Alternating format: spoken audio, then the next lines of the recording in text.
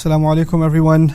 Welcome to Amazed by the Quran, a series in which I share with you what I find amazing about the Quran.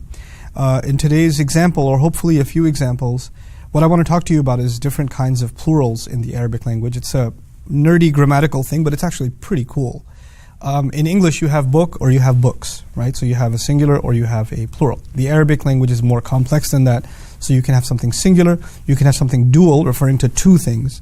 But when it comes to the plural, they actually have different ranks of plurals. So you have like a normal plural and you have like a super awesome plural, jam'u kathra. So they have a way of saying, in some cases, not for every word, but for some cases, they may have a way of saying books, and they may have one word for saying lots and lots of books. We have to add multiple adjectives to that in English, right? But they could just do it through jam'u kathra. A word like that in the Arabic language is ni'ma. Ni'ma means blessing. And one of its plurals is just a regular plural, an'um, and actually you can even consider it a weaker plural. It would probably appropriately be translated as the few blessings. So I'm saying the few in English, an'um, but that's actually embedded in the meaning of the word in the Arabic language. And another plural exists for the word blessing, ni'am, which is jam'u kathra, which would then mean many, many blessings. So an'um is a few blessings and ni'am is many, many blessings. You don't have to keep up with the Arabic for the purpose of this example. Just the idea that some plurals are weak and some plurals are strong. The tragedy again of translation is that when these two words, the plurals occur once each in the Quran, and they're translated as blessings, right? So one time Allah used the weaker and the other time Allah used the stronger, and yet both times the translation says blessings. It actually doesn't distinguish between the stronger plural and the weaker plural, right? So I wanted to highlight to you, when did Allah use the stronger plural and when did Allah use the weaker plural, because I wanted to highlight how precise, how laser precise the language of the Quran is, how much it takes into consideration context and what's being said and what the perfect fit for that particular context will be. Allah talks about Himself. And He says, وَأَسْبَغَ عَلَيْكُمْ نِعَمَهُ ظَاهِرَةً وَبَاطِنًا. He unleashed onto you His blessings. Now in this context, because it is Allah who is unleashing blessings, and then He adds ظَاهِرَةً وَبَاطِنًا, which means the ones you can see and the ones you cannot see.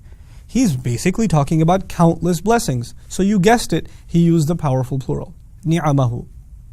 But when He talked about Ibrahim alayhi salam, He said, شَاكِرًا لِأَنْعُمِهِ. Ibrahim alayhi salam used to be grateful for Allah's blessings.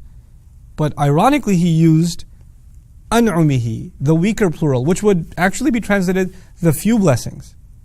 How could Ibrahim alayhi salam be grateful for a few blessings? He's one of the most grateful human beings that ever lived. As a matter of fact, Islam itself, the religion of gratitude, alhamdulillah, this religion is named after him, millata abikum Ibrahim, the religion of your father Ibrahim. So how is it that Allah is using, He was grateful for a few blessings? Understand this in perspective.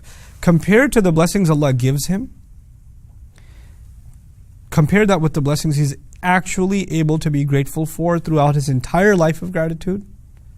As grateful as he was with respect to us, in contrast with all the other countless blessings, those still amount to a few. If a human being was grateful their entire life, you can't look back actually from the Quran's perspective and say they were grateful for lots of blessings. You can only say they were only grateful for a few blessings. And actually being able to be grateful for a few blessings is a huge accomplishment in the Quran. It's not actually an insult. It's a compliment. Why? Because Allah Himself says, وَإِن تَعُدُّوا نِعْمَةَ اللَّهِ لَا تُحْصُوهَا. Look at the remarkable statement. He says, if you were to try to fully account for one blessing of Allah, you wouldn't be able to fully encompass it. You cannot fully grasp one blessing. That's what He says to all of humanity. You cannot encompass one blessing. Ibrahim alayhi salam is able to be grateful for a few blessings.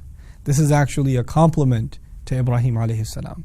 And so the contrast between the more and the few is actually highlighting a very beautiful thing. No human being can ever say in this life, if Ibrahim can't say alayhi salam that he was grateful for so many blessings, no human being will ever be able to say that I'm grateful enough. That's just never going to be the case. Your entire life spent in gratitude will only amount to just a few blessings. And there are so many batina. That's why the word batina is important. There are so many blessings that are hidden from you that you'll never even know were blessings. You won't even know. How can you be grateful for something you don't even know? That's been benefiting you all along. Subhanallah. May Allah Azza wa Jal make us a nation of gratitude, make us a nation of that can be on that legacy of Ibrahim alayhi salam of being grateful, and may Allah Azza wa Jal overlook our ingratitude. Barakallahu li wa lakum. Wassalamu alaikum wa rahmatullahi wa barakatuh.